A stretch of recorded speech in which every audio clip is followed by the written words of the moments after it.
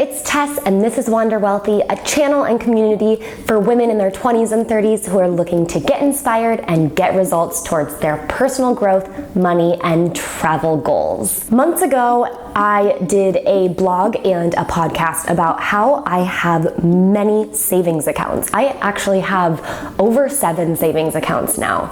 And I've gotten a lot of questions about how I organize my finances, why I have so many accounts, and how I use those accounts to manage and keep my finances organized and save for my big goals. So that's what I wanted to talk about today. The first thing I wanted to address is why I use multiple savings and some multiple checking accounts throughout multiple banks, and that is for a few reasons. The first reason is that I'm giving my money a purpose from the get-go. So I send my money to a categorized bank account, and now it has a purpose. It knows, and I know what that amount of money is to be used for. The second thing is that I am paying myself first. So this is a big piece of advice that every financial educator will give to people, is to always pay yourself first. And this is my way of actively doing it, because I take my money from one bank account and I put it into multiple, and some of them are for my future self or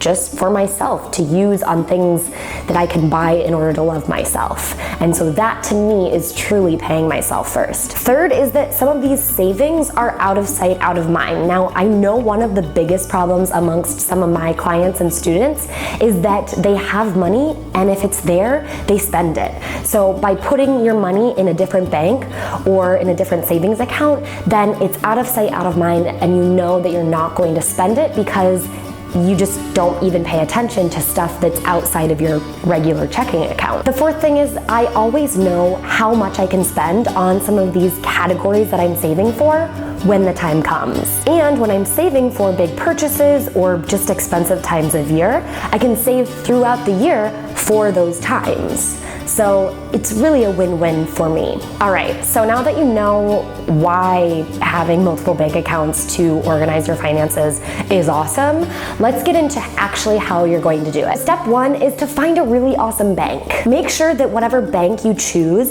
is offering you a free checking and free savings account. So they're not charging you on a monthly time frame in order for you to have these accounts, and they're not requiring you to have any sort of minimum amount in your account in order to keep it open. I know that this is kind of a big hiccup if you've been banking with the same bank for many, many years. I myself have a very small town local bank that I still keep open. I keep a couple $100s in it, and sometimes if my mom wants to give me some money for my birthday, then she can just transfer from her bank account to mine with it, which is with this small local bank, and then eventually I can transfer that money to my personal bank that I use.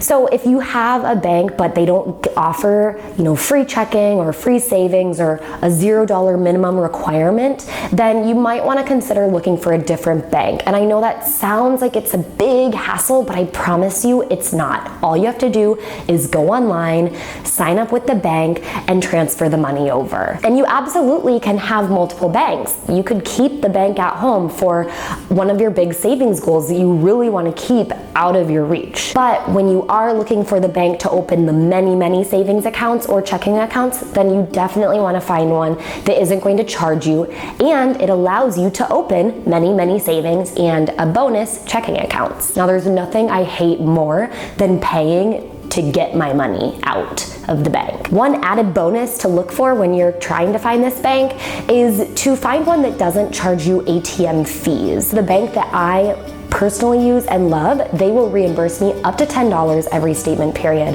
when I want to go draw out cash, which is hardly ever. I don't really use cash, but that's always an added bonus. So you're more than allowed to be pretty strict with your bank requirements, and just look online. I'm also going to link my personal favorite bank that I use down in the description box below, so you can go click on that and check it out. Step 2 is to determine how to organize your money. So I personally recommend setting up 3 standard accounts.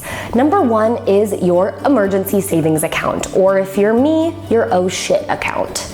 This is for situations where you lose a job or something totally breaks. Maybe it's your car, maybe it's the heater in your house. Times times when you're like, oh, right? Shoot for a minimum savings goal of 3 months of your salary. Or if your salary is way higher than how much you actually spend a month, then shoot to get 3 months in that emergency savings account of how much it costs for you to live on a month-to-month basis. All of those regular monthly costs add up 3 months worth, and that's how much you want to get into that account. You don't have to start there, and you don't have to stress yourself out about it. Just start with $100 a month towards that account, or shoot for between 5 to 10% of your paycheck to transfer to that emergency savings account. Now, once you hit your minimum savings goal, that 3 months of income or regular living expenses, then you can either shoot to increase the goal, or you can just send your money elsewhere, as long as that emergency savings account hovers around that same number. If you ever have to use it, you just go back to funding it. But if you don't really have to use it, then it'll just stay around that number, grow very, very minimally with interest, and you'll be happy and safe and secure. So you can take that 5 to 10% and either invest it or put it towards another savings goal. The second standard account I definitely recommend, especially if you're in your 20s and 30s, is a weddings and gifts account. Now, most likely you're attending a ton of other people's weddings, as well as held accountable and reliable for buying other people gifts, whether that's friends or family for their birthdays or during the holiday season. Now, the worst part about this is that usually weddings happen in a very short period of time, and so do those holidays, and it can be very expensive.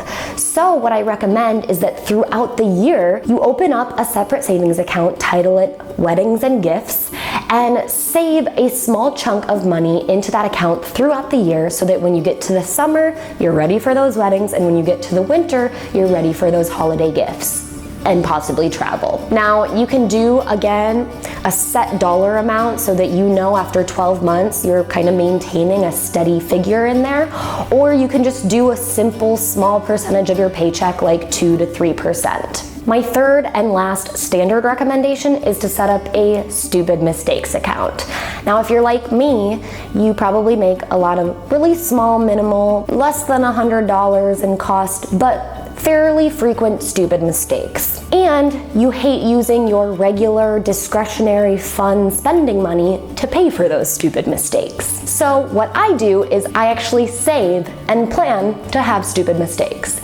I will put $10 to $20 a month into this account, or just a small percentage of my paycheck. But when I get hit with the cost of that stupid mistake, I then have money to cover it and don't have to dig into my regular monthly spending money. The reason I do this is, well, my stupid mistake, my vice, is parking tickets. I get a ridiculous amount of parking tickets throughout the year because I live in Chicago, and street parking is all parts confusing, chaotic, and completely unpredictable. And what I mean by that is they like to clean the streets every once in a while, and if I don't go out to my car after a period of 3 days, then I have no idea if I should have moved my car 2 days ago. So I get slapped with a $60 parking ticket. What I enjoy most is going up to my car, pulling that ticket off of the windshield, and going, I already got you covered, buddy. Try again next time.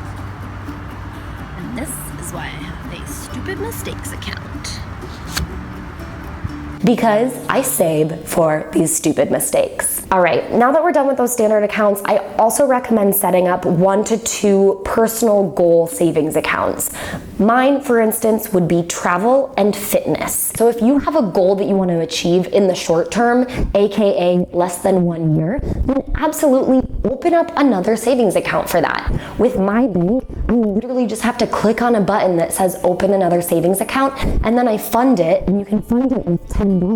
And then from there, you regularly take a percentage of your paycheck or a set dollar amount and transfer it to that account and watch the balance grow. And finally, on to step 3, which is to get into a rhythm. So schedule your money dates. All you have to do is take your paycheck that you received probably on a Friday, sit down on Sunday and do the math, the very simple math, whether it's a percentage or you're just taking out the $100 or the $20, transfer from your checking account where you got paid into your savings account. And then whatever is left is going towards your fixed expenses that you have every month, as well as your discretionary spending. So you can make this a regular and consistent rhythm that you're in, then you can get in a really great rhythm and habit of sitting down and making sure you're funding all of your savings accounts and your goals. The final last step, step number 4, is to actually use your money in your accounts.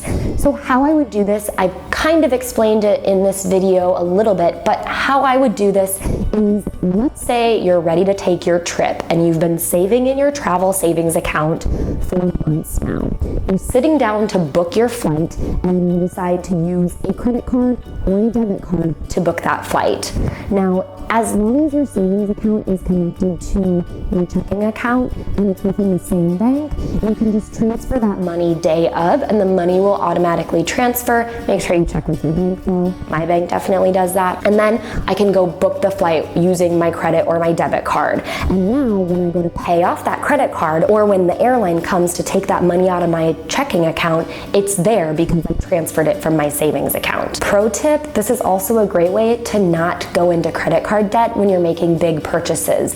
If you pre-save in your separate savings accounts, then you can go out and go Christmas shopping or buy a new dress for a wedding and you've already saved for that. So now you can pay it off immediately. What happens next? Now you've drained your account. Well, next month or your next paycheck, you go back to funding it and you continue on that rhythm and just see that money cycle through. And now you've created this really amazing pre-saving machine to get you on the fast track towards improving your financial future. If you liked this video, you liked the finance videos, go ahead and like it so I know to make more. And don't forget to subscribe, especially if you're watching this on YouTube, so you can get notified when I've produced more videos in the future. And by the way, if you love talking about travel, money, and personal growth, then absolutely join our Wander Wealthy Facebook community. We are having some amazing conversations in there, setting goals, crushing goals, giving each other tips and advice about money, travel, and personal growth. So go to wanderwealthy.com/FB. I will send you a message in Facebook. Click the invitation please link and join our community, join the conversation. I hope this strategy, how I organize my finances, will get you on the fast track towards improving your financial future. And until I see you later, I hope you wander wealthy.